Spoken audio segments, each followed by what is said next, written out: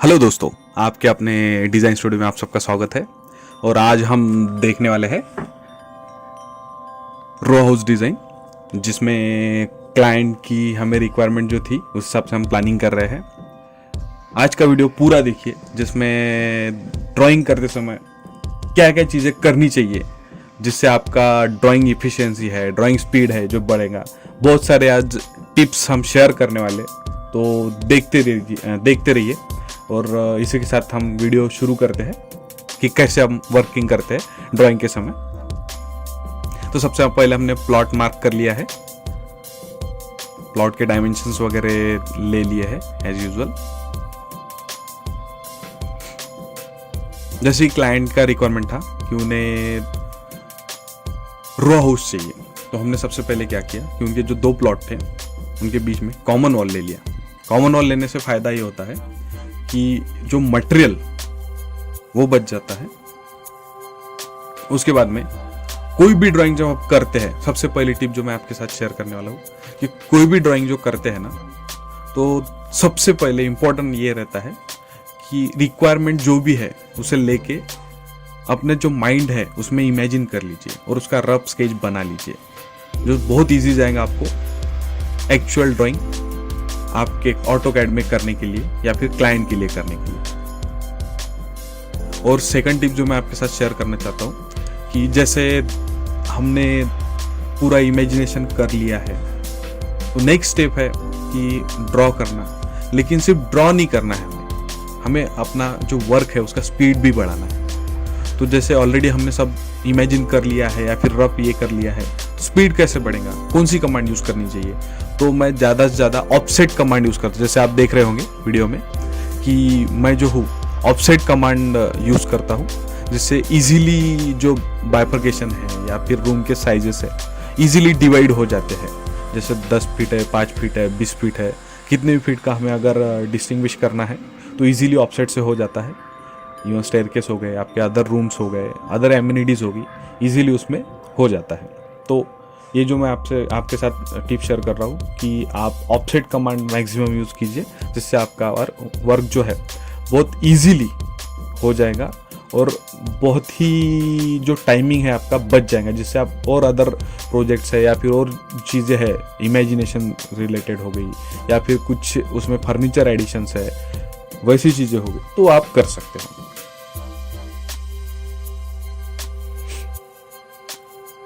और जैसे कि आप देख सकते हैं कि बहुत से प्लान में डिज़ाइनर्स जो है डोर्स के सिंबल वगैरह देते हैं, तो हम वैसे नहीं करते हैं। हम डायरेक्ट जो पैसेज है डोर्स वगैरह का उसको ट्रिम वगैरह कर लेते हैं, तो ज़्यादा बेटर रहता है।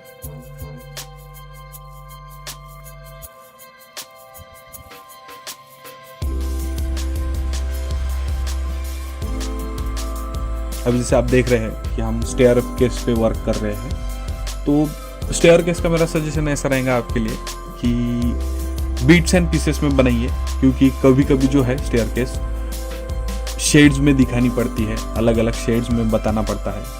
तो कभी हिडन लाइंस रहती है, कभी कुछ ये रहता है, तो अलग अलग पार्ट्स में बनाइए। जैसे आप अलग अलग पोर्शन को फिर शेड्स कर सकते हैं। जैसे हम अभी काउंटिंग कर रहे हैं, तो आप स्टेयर केस जितने आपका राइजर है, जैसे अगर 7 इंच का राइजर होगा तो 18 स्टेप लगेंगे, अगर 6 इंच का है तो 22 स्टेप्स लगेंगे। तो आप वो भी देख सकते हैं एक बार कि कैसे क्या हिसाब से अपना जो स्टेयर केस है वो सब ये हो रहा है, प्रॉपर वर्क हो रहा है।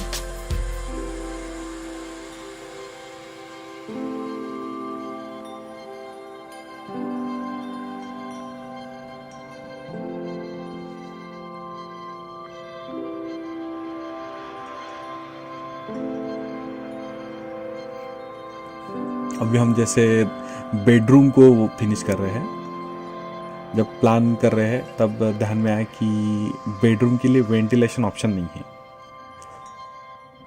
डायमेंशंस वगैरह लेने के बाद साइजेस तो एकदम प्रॉपर आ गए हैं, बट वेंटिलेशन का ऑप्शन नहीं है। तो इस केस में हमने क्या किया है कि जो प्लान है थोड़ा सा आगे मूव कर लिया है, जिसकी वजह से जो दोनों भी बेडरूम्स है उनके वेंटिलेशंस जो है प्रॉपर हो जाए।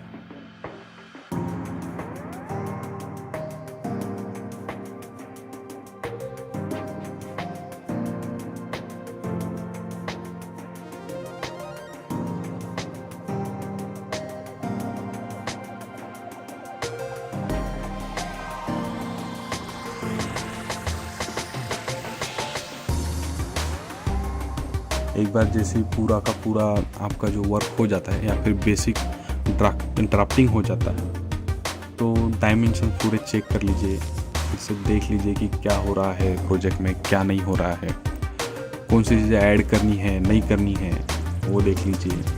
कुछ अगर छूटता है तो उसका एनालिसिस कर लीजिए। साइजेस वेरी कर लीजिए, जैसे यहाँ पे अभी बेडरूम का साइज़ कम पड़ रहा था तो हमने चेंज कर लिया है। अब जैसे ही हमने साइड चेंज किया तो जो जैसे एक चेंज होता है तो उसके पीछे बहुत सारे चेंजेस होते हैं, तो वो भी आपको एनालिसिस करना आना चाहिए कि जैसे यहाँ पे अभी बेडरूम का साइज़ जो है तो मिनिमम 10 फुट एक जो है तो स्पेसियस समझा जाता है, तो हमने 10 फुट किया है। लेकिन जैसे ही हमने उसका साइज़ बढ़ाया तो थोड़ा स्टेयर केस में दिक्कत जा रही थी, तो उस हिसाब से भी स्टेयर केस में थोड़े से हमें चेंजेस करने पड़े।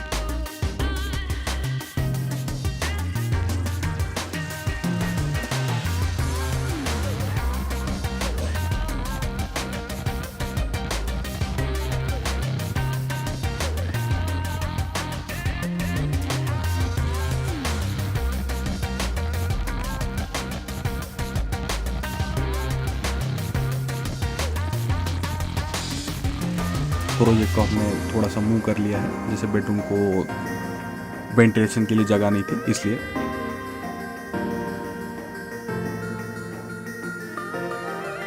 तो ये भी एक चीज़ है कि आपको ड्राइंग एनालिसिस करते आना चाहिए, कैसे एनालिसिस करना चाहिए ये भी आपने थोड़ा समझना चाहिए।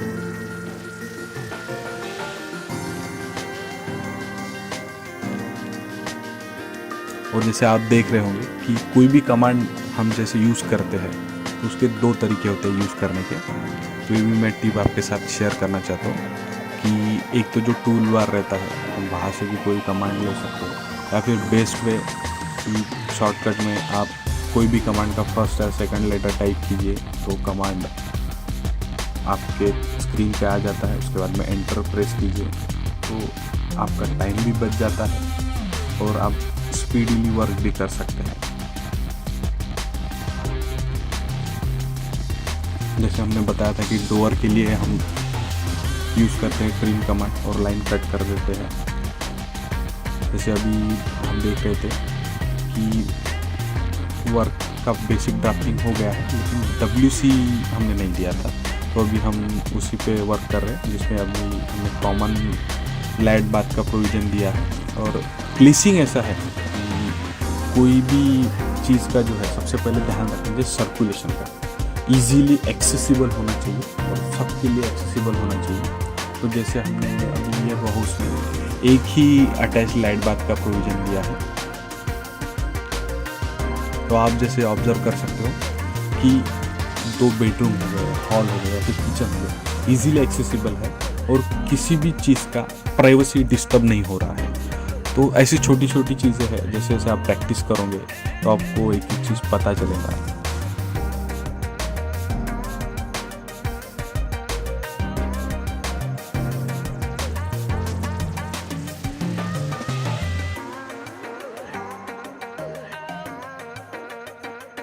जैसे अब डोर्स है, जैसे लाइट बाथ का डोर दे रहे हैं तो 2 फुट चेंज का डोर है।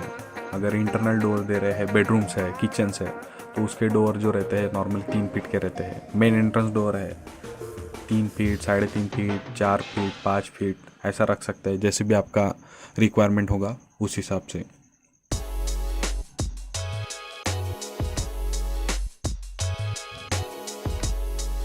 एक बार फिर से प्लान का एनालिसिस कर रहे हैं हम कि उसमें कुछ चीज़ें छूट गई है, क्या है, कैसा है, वो देख रहे हैं।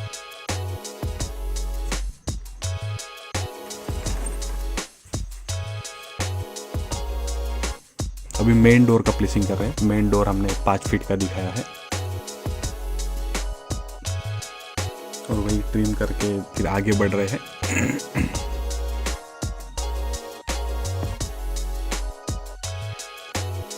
मेन एंट्रेंस के सामने एक ओटा का प्रोविज़न कर रहे हैं। उसके बाद में फिर कुछ उसको स्टेप्स वगैरह देके एक थोड़ा सा अलग प्रकार का नरेशन उसमें क्रिएट हो जाता है। फिर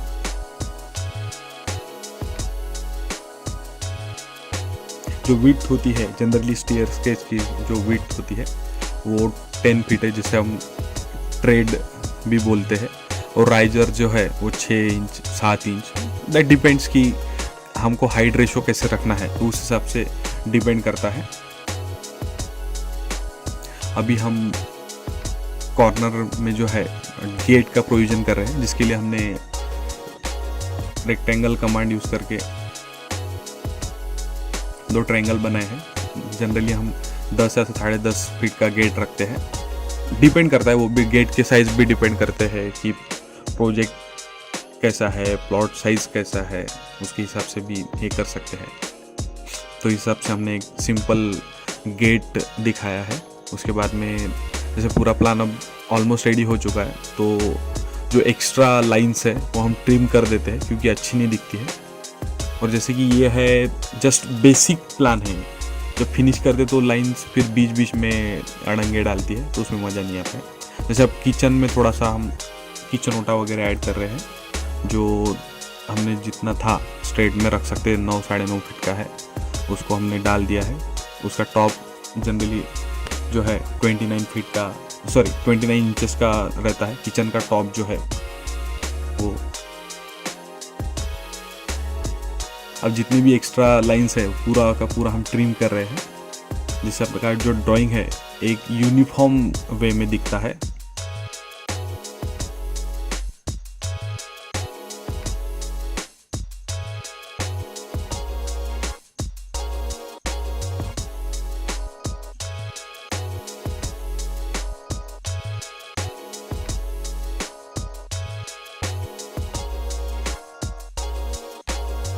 हमने पूरा का पूरा ड्राइंग कॉपी इसलिए कर लिया है क्योंकि ये सैम्पल 1 है, ऑप्शन 1, और ऐसे कभी कभी क्लाइंट को एक ऑप्शन में ही पसंद आ जाता है, 2 ऑप्शन 3 ऑप्शन 10 15 20 तो ऑप्शन बढ़ते जाते हैं, इसलिए हमने एक कॉपी करके रखा है। फिर जो भी चेंजेस होते हैं तो उस रिगार्डिंग हम चेंजेस कर सकते हैं। जैसे अभी फाइनल पूरा ड्राफ्टिंग हो गया है, तो टेम्पलेट हमको सबको देना है कि हॉल का क्या साइजेस है, क्या है, सबको नेमिंग करना है, लेटर्स वगैरह लेटरिंग करना है, तो उसके लिए पहले सबके डायमेंशंस ले रहे हैं। तो नेक्स्ट टिप जो मैं आपको बताने जा रहा हूँ कि अगर हमें नाम देने हैं, टेम्पलेट देना है, तो हम कमांड में भी जा सकते हैं, वहाँ से भी पूरे के पूरे डायमेंशंस दे सकते हैं, या फिर आपका जो भी प्रीवियस वर्क हो चुका होगा वहाँ से सीधा सीधा आप जो भी एलिमेंट्स है, जैसे बेडरूम है, किचन है, हॉल है, वो सब के नाम कॉपी कर लीजिए। बस यहाँ पे आपको फिर डायमेंशन चेंज करना पड़ता है, तो इन दैट वे कि ये ज़्यादा बेटर जाता है और इजी जाता है। आपको एक बार पूरा का पूरा डायमेंशंस गिन लीजिए, क्या क्या है, कौन सी एम्यूनिटीज़ आप आपके प्लान में प्रोवाइड कर रहे हो, ये सब चीज़ें ऐड कर लीजिए, डायमेंशंस प्रॉपरली ले लीजिए, और जो भी अपना प्रीवियस वर्क होगा, जैसे हमारे कुछ प्रीवियस प्लान हो गए हैं, बस अब वहीं पे हम ड्रैग कर रहे हैं।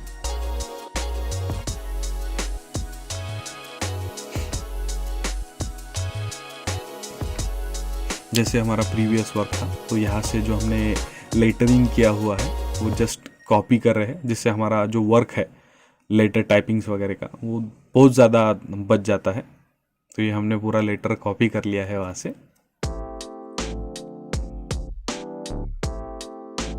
और बस आपने ऑलरेडी डायमेंशंस ले लिए हैं, तो हमारा बस एक ही काम है, उसे एडिट करना है और डाल देना है। इसकी वजह से आपका जो स्पीड है वो लेटरिंग का भी बढ़ जाएगा।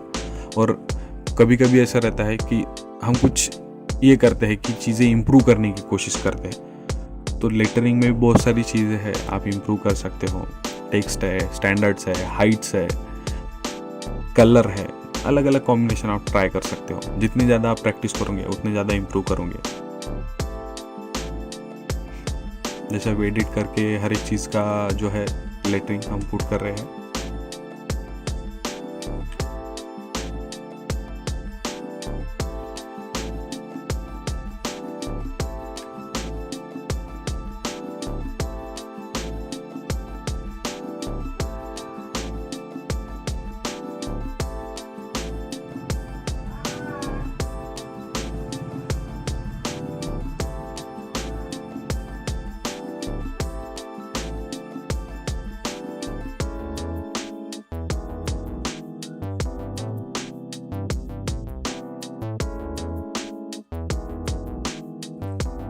अभी दोनों बेडरूम के साइजेस हम ये करते हैं, एडिट करके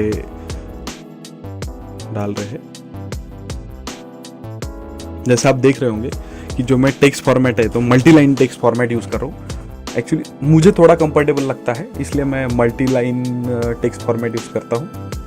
कोई लोग सिंगल लाइन प्लेटफॉर्म यूज़ करते हैं, लेकिन मैं ज़्यादा प्रेफर करता हूँ, क्योंकि इजीली फिर अगर डायमेंशन के साइजेस चेंज करने हो या फिर कुछ टेक्स्ट कलर वगैरह ऐड करना हो, फॉन्ट चेंज करना हो, तो इजीली हो जाता है मल्टी लाइन टेक्स्ट में। सिंगल लाइन टेक्स्ट में कभी कभी वो पॉसिबल नहीं होता है, तो इसलिए मैं मल्टी लाइन टेक्स्ट ज़्यादा यूज़ करता हूँ इन केस की सिंगल लाइन टेक्स्ट।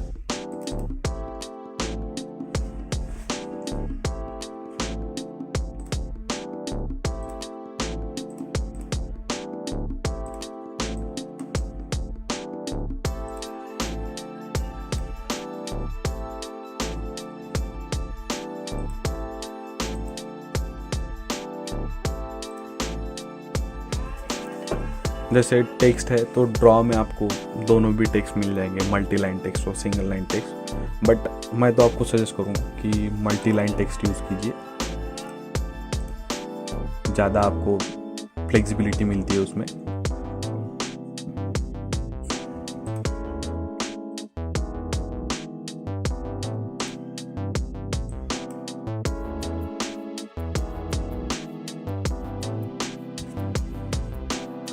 और जैसे पूरा ड्राइंग मैक्सिमम हो ही चुका है, बस फिनिशिंग बाकी है। तो जो भी मैंने पहले बोला था कि एक्स्ट्रा लाइंस जो है, कॉर्नर्स हो गए, पूरे के पूरे कॉर्नर चेक कर लीजिए। जब भी क्लाइंट को हम ड्राइंग भेजते हैं तो उसमें कोई भी एक्स्ट्रा लाइंस नहीं रहनी चाहिए, कोई भी कॉर्नर ऐसा अनफिनिश नहीं रहना चाहिए। डोअर जैसे आप देखोगे कि सब डोअर जो प्रॉपरली मेंशन ये किए हुए हैं, उस हिसाब से पूरा ड्राइंग आपका फिनिश होना चाहिए।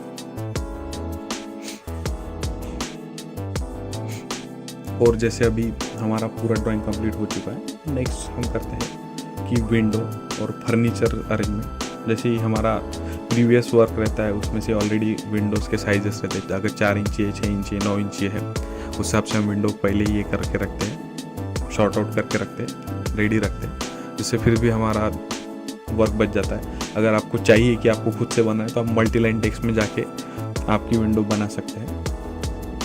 जैसे हमारा प्रीवियस वर्क था, इसमें 6 इंच की विंडो थी, तो हमने थोड़ा सा उसे चेंज करके अभी उसको जो है हम 9 इंच में कन्वर्ट कर लेंगे। सिंपल चीज़ है। अगर बेसिक वर्क आपका रेडी है तो थोड़ा आपको एडिटिंग आपको करना पड़ सकता है। बस ये है कि आप कोई भी ड्राइंग करते हो, जो नेक्स्ट टिप मैं आपको बताने जा रहा हूँ कि सारी चीज़ें हैं, फर्नीचर्स है, विंडोज़ वगैरह के ये है, सब आप एक ही ड्राइंग के पास रेडी रखिए। मतलब जो आपका वर्क है बस आपको बस प्लेस करना है, बाकी कुछ नहीं। जैसे विंडो है यहाँ पे, बस पूरा का पूरा प्लेसिंग ही करना है।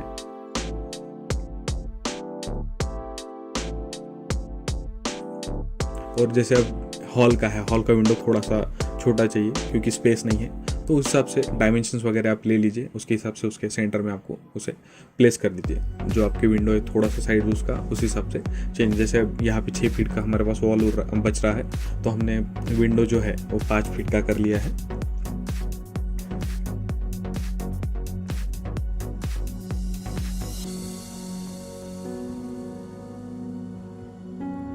हॉल का जो विंडो है, जो भी हमारी साइज बच रही थी, तो उस हिसाब से हमने उसको एडजस्ट कर लिया है और अभी इट्स गुड टू गो। हम उसे बस जस्ट कॉपी करना है और वहाँ पे पेस्ट करना है। इस हिसाब से आपको ड्राइंग करने में और विंडो वगैरह प्लेसमेंट करने में बहुत ईजी हो जाएगा।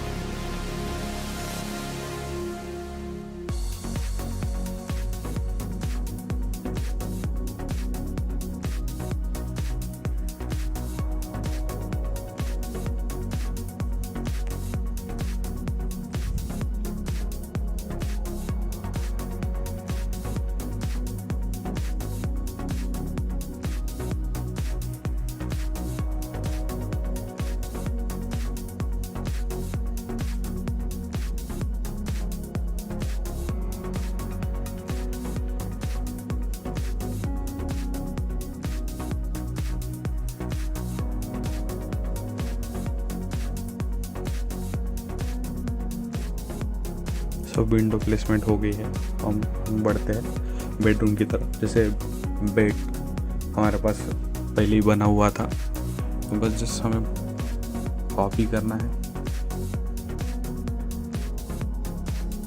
और सेंटर में उसको प्लेसिंग करना है, दैट्स इट। ये जो छोटी छोटी चीज़ें हैं जो हम प्रॉप ऐड करते हैं, उससे जो हमारा ड्राइंग है वो इम्प्रेसिव बन जाता है। क्योंकि लाइन तो सभी बनाते हैं, कोई भी जो प्लान है, लग्जरियस होम हो, नॉर्मल बजट हाउस हो, प्लान में क्या रहता है, लाइन्स ही रहती है, उससे ज़्यादा कुछ नहीं रहता है। लेकिन उसी प्लान को हम इम्प्रेसिव कैसे बना सकते हैं? तो इम्प्रेसिव बनाने के लिए उसमें फर्नीचर ऐड कीजिए। अलग अलग तरह से फर्नीचर हम ऐड कर सकते हैं, खुद भी बना सकते हैं, और हम बाहर से डाउनलोड करके भी ये कर सकते हैं। उसके लिए मैं सेपरेट नेक्स्ट लेक्चर सीरीज में जो हमारे आ रहे हैं उसमें वीडियो भी डालने वाला हूँ कि अपना जो ड्राइंग है वो कैसे इम्प्रूव किया जाए, कौन सी चीज़ें होनी चाहिए, कौन सी चीज़ें ड्राइंग में नहीं होनी चाहिए, वो सब चीज़ें हम देखने वाले हैं।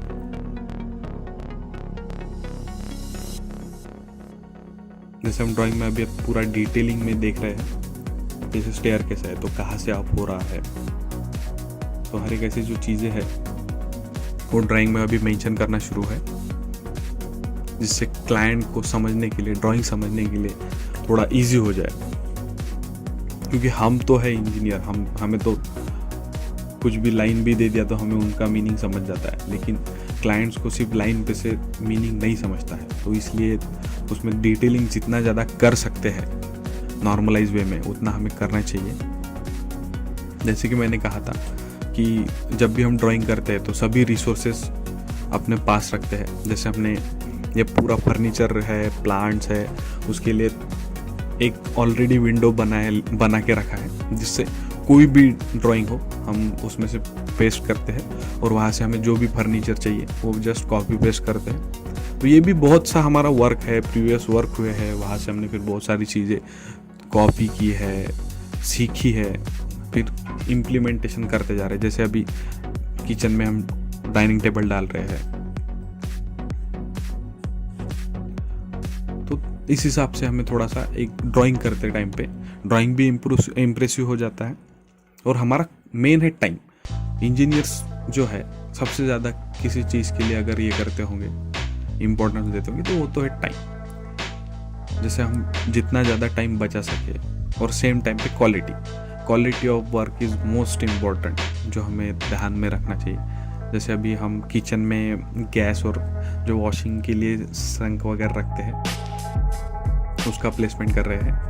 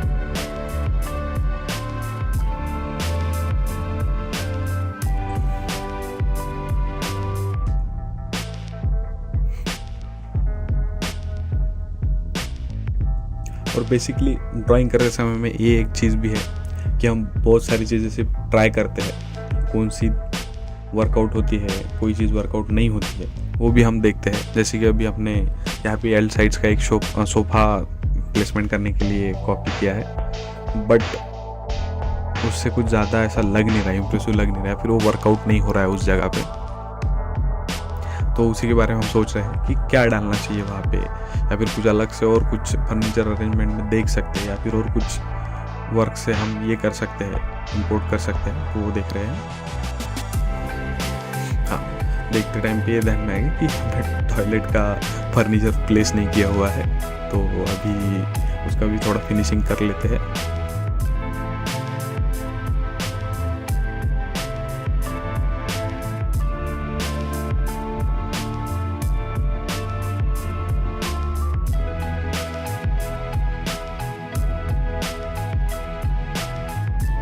हमने 2 चीज़ें अभी ड्राइंग इम्प्रूव करने के लिए फर्नीचर्स में ऐड कर ली है। जैसे बाथरूम में, टॉयलेट में जो है हमने शीट नहीं दिखाई, उससे दिखा दिया है। और जो वॉश बेसिन है वो एक मिसिंग था, तो उसे भी हमने प्लेस कर दिया है। तो ये छोटी छोटी चीज़ें रहती है जिससे अपना ड्राइंग जो है वो इम्प्रूव होता है और क्लाइंट को भी थोड़ा सा समझने के लिए इजी हो जाता है कि हाँ कौन सी चीज़ें हैं जो हम कर सकते हैं या फिर रख सकते हैं। क्योंकि जनरली इसमें हम तो देखते हैं एज ए डिज़ाइनर कि हर क्लाइंट ने 3D लेना चाहिए जिससे पूरा उनको समझता है, या फिर हम कोशिश करते हैं कि उनको 3D देना चाहिए जिससे उनको पूरा ड्राइंग समझ जाए कैसा इंटरनल एक्सटर्नल इंटीरियर और एक्सटीरियर वर्क हो रहा है या फिर हो सकता है। बट कभी कभी वर्कआउट होता है, कभी नहीं होता है। तो जितना हमारी तरफ से हम देने की कोशिश करेंगे उतना आपका भी वर्क बढ़ता है, आप भी थोड़ा इम्प्रूव करते हो, हर एक चीज़ अलग होती है।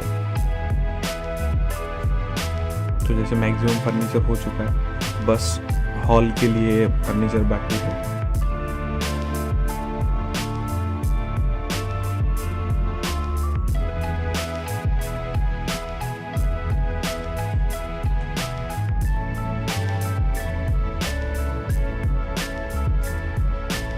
तो जैसे हम आपको दिखा रहे हैं कि हम फर्नीचर में सोफा वगैरह जो है वो ड्रॉ भी कर सकते हैं। जैसे अभी हम ड्रॉ कर रहे हैं, सोफा है, एल शेप में ड्रॉ कर रहे हैं।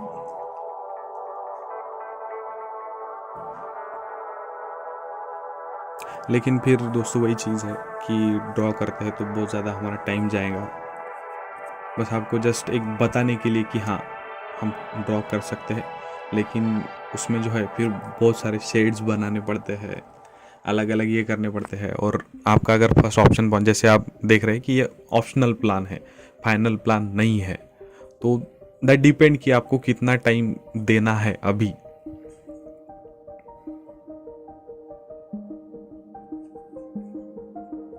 वो पूरा आप पे डिपेंड करता है कि आपको कितना टाइम देना है हर ड्राइंग पे। जैसे ये फाइनल ड्राइंग नहीं है, बेसिक ड्राइंग है, फर्स्ट ऑप्शन है क्लाइंट के लिए, तो मैं तो हर किसी को सजेस्ट करूँगा कि जितना आप ज़्यादा से ज़्यादा इसमें एम्यूनिटीज ट्राई करने से अच्छा कि आप प्लान कैसे वर्कआउट हो रहा है या फिर क्लाइंट की क्या रिक्वायरमेंट है वो फुलफिल हो रही है कि नहीं हो रही है, उस चीज़ पे अगर आप ज़्यादा ध्यान दोगे तो ये मेरा सजेशन रहेगा, मेरा टिप रहेगा कि जो भी आप पहले सैम्पल्स प्लान देते हो क्लाइंट को, उसमें ज़्यादा से ज़्यादा उसका जो नीड है वो सेटिस्फाई होना चाहिए, उस पर आप ध्यान दीजिए, ना कि कितने प्रॉप्स ऐड कर रहे हैं, क्या कर रहे हैं उस पर। तो बेटर वे कि हम जो हमारा प्रीवियस वर्क था वहाँ से अभी फर्नीचर कॉपी कर रहे हैं हॉल के लिए। और ये तो बहुत सिंपल प्लान है, ऐसे तो बहुत सारे प्लान बनते हैं एक एक क्लाइंट के लिए। फाइनल प्लान में जब उस स्टेज पे हम जाते हैं तो 15-15, 20-20 प्लान बनते हैं। अगर इंटीरियर का वर्क कर रहे हैं तो उसमें लगभग 25-25, 30-30 प्लान बनते हैं। तो डिपेंड करता है कि कैसा डिमांड कैसा है, ड्राइंग की डिमांड कैसी है, क्लाइंट की डिमांड कैसी है, टाइम स्पैन जो है वो कैसा है अपने पास, और बाकी जो वर्क है उसकी डिमांड कैसी है। तो उस हिसाब से आपने अभी से अगर वो चीज़ें इम्प्लीमेंट करना शुरू किया तो आगे जाके आपके ड्राइंग बहुत ज़्यादा इम्प्रूव होते जाएंगे। हर किसी की अलग अलग अपनी शैली होती है डिज़ाइन करने की, सोचने की। तो शुरुआती जो आपके ये है टाइम है उसमें आप उस पर ज़्यादा ध्यान दीजिए कि हम कैसे बेटर इम्प्रूवमेंट कर सकते हैं ड्राइंग में, अपनी सोच में। हर एक एस्पेक्ट हमारा प्लानिंग में कवर हो रहा है कि नहीं हो रहा है वो देखिए। जैसे 9 एस्पेक्ट्स है बेसिक ड्राइंग के, उसमें से कितनी चीज़ें हम कवर कर सकते हैं, नहीं कर सकते, वो चीज़ें देख लीजिए, वो समझ लीजिए। उसके बाद में ड्राइंग में आप जाके अलग अलग चीज़ें ट्राई कीजिए।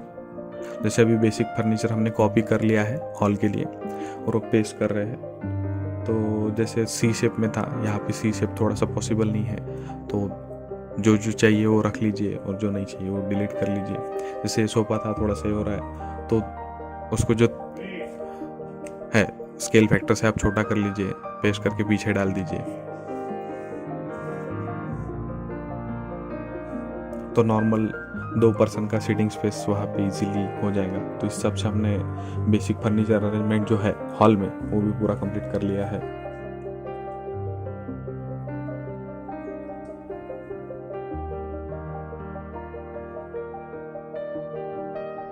तो मैक्सिमम वर्क जो है हमारा ऑलमोस्ट कंप्लीट हो चुका है।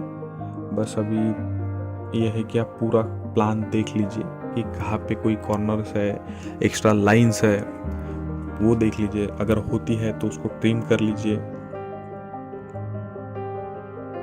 कंपाउंड वॉल्स है उनको एक बार चेक कर लीजिए कि कैसे उसका प्लेसिंग हुआ है।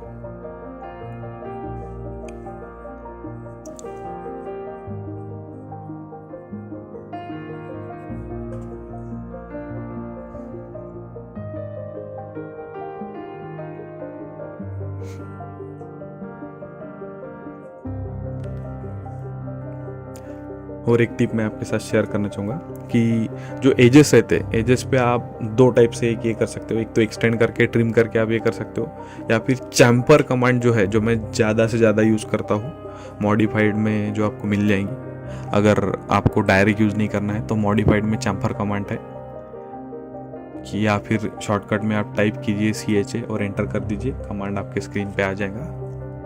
तो दोनों टाइप से हम ये कर सकते हैं। और जैसे हम ये कर रहे थे, प्लान कर रहे थे, तो एक लास्ट मोमेंट पे एक आइडिया आया कि यार जैसे हमारा किचन है तो वॉशिंग एरिया या फिर कपड़े वगैरह सुखाने हैं या फिर जो भी है काम करने के लिए अगर घर में कोई आता है तो सीधा हॉल से एंटर ना होके किचन में पीछे से जो हमने स्पेस रखा है वहाँ से एंटर करे।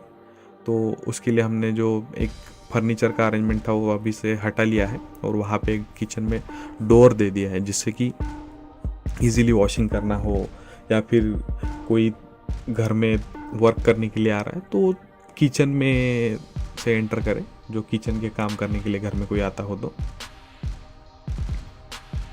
और जैसे कि रो हाउस प्लान था तो हमने एक बाजू का बना लिया है, दूसरा हमें ये करना है तो बस पहला ख़त्म हो चुका है। तो दूसरा सिंपल है कि आप पूरा कॉपी करके मिरर कमांड ये कर लीजिए और जो भी बेसिक चीज़ें हैं वो ट्रिम कर लीजिए। इस हिसाब से आपका रो हाउस का दूसरे बाजू का भी प्लान पूरा का पूरा रेडी हो जाएगा। तो वही है, एक तो आप टूल बार में जाके मिरर कमांड यूज़ कर सकते हो, या फिर जो डायरेक्ट है कि MI आपने टाइप कर लिया और एंटर कर दिया तो वैसे भी आपका पूरा का पूरा वर्क हो जाएगा। जैसे अब सिलेक्ट किया था तो कुछ चीज़ें जब हम ड्राइंग करते हैं तो दिखाई देंगी आपको कि सिलेक्ट नहीं होती है।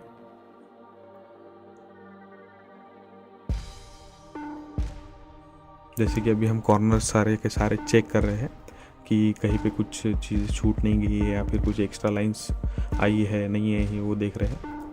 जैसे आप थोड़ा नोटिस करोगे तो हम जो लाइन स्ट्रेच करने के लिए एक्सटेंड कमांड यूज़ करते हैं, स्ट्रेच कमांड नहीं यूज़ करते क्योंकि लाइन थोड़ा सा ये हो जाता है कभी कभी। जैसे हाँ, हम डिस्कस कर रहे थे कि जब हम मिरर करते हैं तो कोई कोई कंटेंट्स ऐसे होते हैं कि जो कॉपी नहीं होते हैं प्रॉपरली, तो उस केस में आप प्रॉपरली फिर से थोड़ा सा उसी कंटेंट को कॉपी कर लीजिए और फिर से मिरर कमांड आप यूज़ करके उस चीज़ें ठीक कर सकते हैं।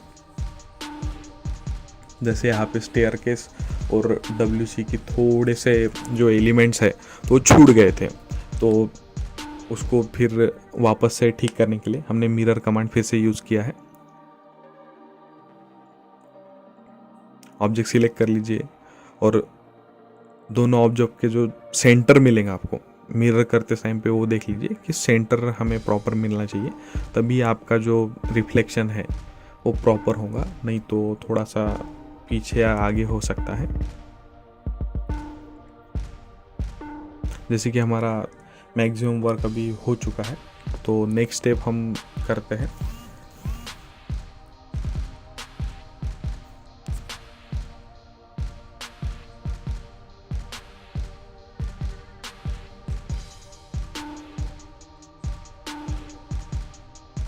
नेक्स्ट टाइम हम करते हैं कि पूरा ड्राइंग एक बार चेक कर लेते हैं कि कोई पोर्शन छूट गया है, कोई एज में एक्स्ट्रा लाइन रह गई है।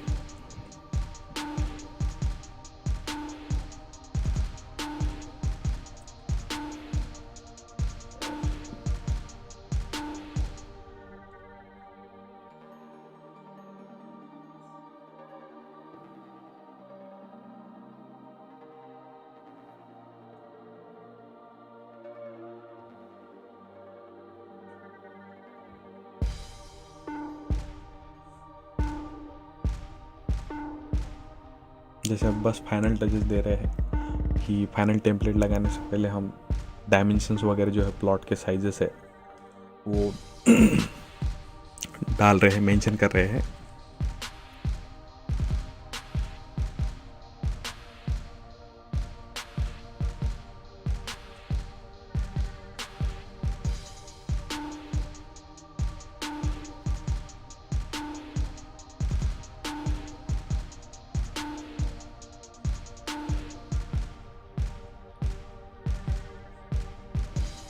सभी डायमेंशन है, जो पैसेज है उसके हम डायमेंशंस वगैरह दे रहे हैं। और जैसे हमारा टेम्पलेट रेडी है प्रीवियस प्लान से, हम बस जो उसे कॉपी करना है और प्लान के साइज़ के हिसाब से उसको स्केल फैक्टर में डाल के कम ज़्यादा करना है। लास्ट टिप यही रहेंगी कि अगर आपकी कोई भी टेम्पलेट है तो उसको आप जो स्केल कमांड है, स्केल कमांड आपको टूल से भी मिल सकता है। और स्केल कमांड जो है आपको डायरेक्ट आप स्केल के एस और सी कैपिटल टाइप कर लीजिए और एंटर कर लीजिए, आपको कमांड मिल जाएगा। और जब भी हम स्केल कमांड यूज़ करते हैं तो बेसिक वही रहता है कि आपको कोई एक रेफरेंस पॉइंट देना है। रेफरेंस पॉइंट सेलेक्ट कीजिए और उसका रेशो क्या है, 2 टाइप है। एक तो आप ट्रायल एंड एरर से आप साइजेस एडजस्ट कर सकते हो, या फिर पूरा का पूरा ड्राइंग गिन लीजिए और उसके हिसाब से क्या रेशो में वो बढ़ रहा है या फिर घट रहा है आप वो देख लीजिए। तो दोनों भी रास्ते हैं, वो अपने पे चॉइस डिपेंड करता है कि हमें कौन सा करना है, आसान रास्ता करना है या फिर हर चीज़ में पूरा का पूरा हर प्रोसेस फॉलो करना है, तो डिपेंड करता है आपके ऊपर। जैसे हम स्केल फैक्टर अंदाजे से ये करते हैं ट्रायल एंड एरर से, और फिर जो भी चेंजेस है तो नॉर्मल नॉमिनल चेंजेस आते हैं।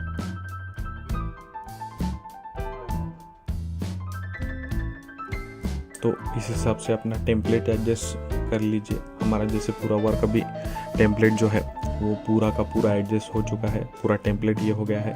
टेम्पलेट में अगर कुछ चेंजेस, जैसे हमारा ये रो हाउस का प्रोजेक्ट था तो उस हिसाब से फिर टेम्पलेट में चेंजेस हम कर रहे हैं।